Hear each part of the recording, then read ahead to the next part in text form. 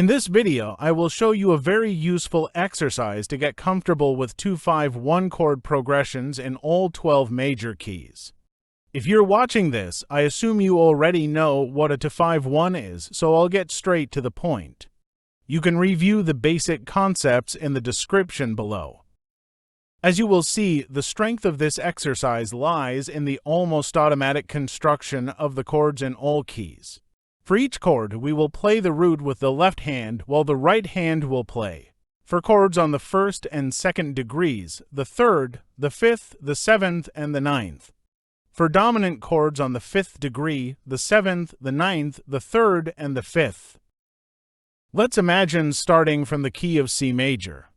We will therefore play the chords D minor 9, G major 9, and C major 9. Let's see how we played the chord on the second degree.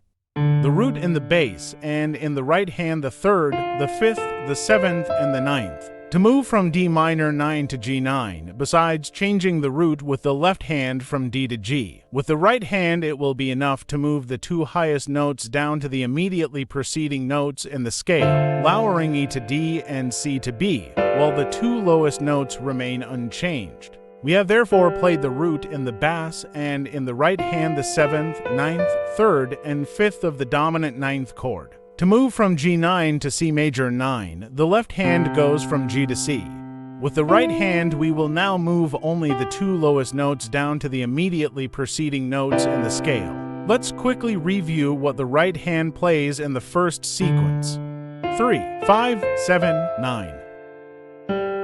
7, 9, 3, 5. 3, 5, 7, 9.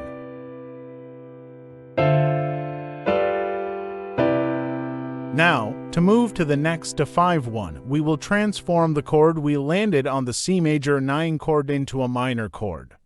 To do this, we will lower the third from major to minor and also lower the seventh from major to minor. So, we arrived at C major 9, and now we play C minor 9. This new chord starts the next 2-5-1 in a new key.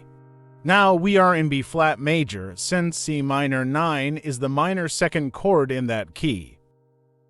So, we have played the second degree of the B flat major scale. Now we must play the fifth degree in the key of B flat major, which is the F9 chord. We build it as before. The left hand moves from C to F, and with the right hand, the notes E flat and G remain unchanged. The note B flat moves down to A. The note D moves down to C. We have therefore played the F9 chord with the root in the bass and the 7, 9, 3, and 5 with the right hand.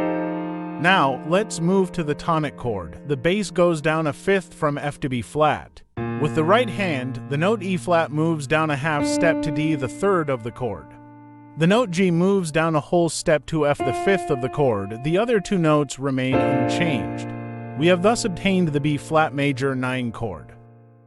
Before moving on, if you're new to my channel, consider subscribing and turning on the notification bell so you'll get notified whenever I publish new videos like this.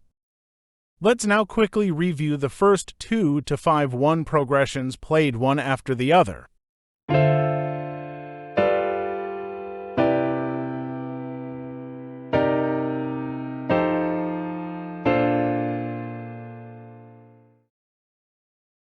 Continuing with the same pattern, moving down by whole steps each time, we will have played the 2-5-1 progressions in the following major keys: C, B flat, A flat, G flat, E, and D. Once we reach the key of D major, if we continue, we will find ourselves back in the initial key of C major, but everything will be played one octave lower. Now, let's play the exercise in the first 6 keys. Note that the choice to call, for example, the fourth key G flat major instead of F sharp major, which is enharmonically equivalent, is entirely arbitrary. From the mechanical logic of the exercise, nothing changes, but obviously we would have different names for the chords, just as the sheet music for that key would look different.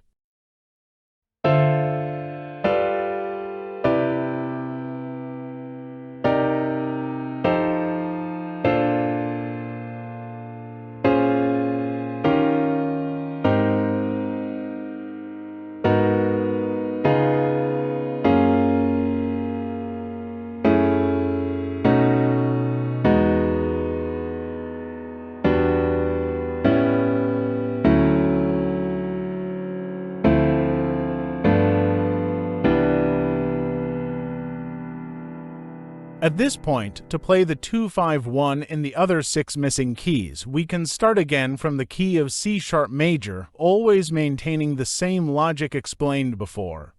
We will therefore play the 2-5-1 in the major keys of C-sharp, B, A, G, F, and E-flat. Once we reach the key of E-flat major, if we continue, we will find ourselves back in the initial key of C-sharp major.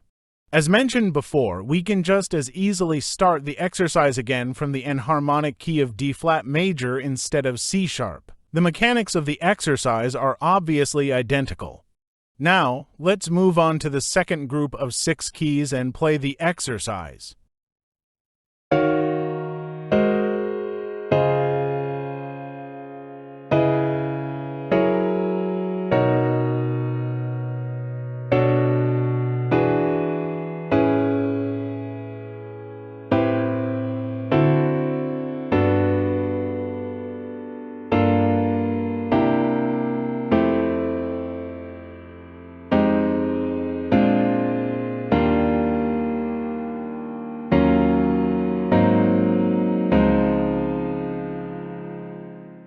If you enjoyed this video, please drop a like and subscribe to my channel if you haven't done so yet.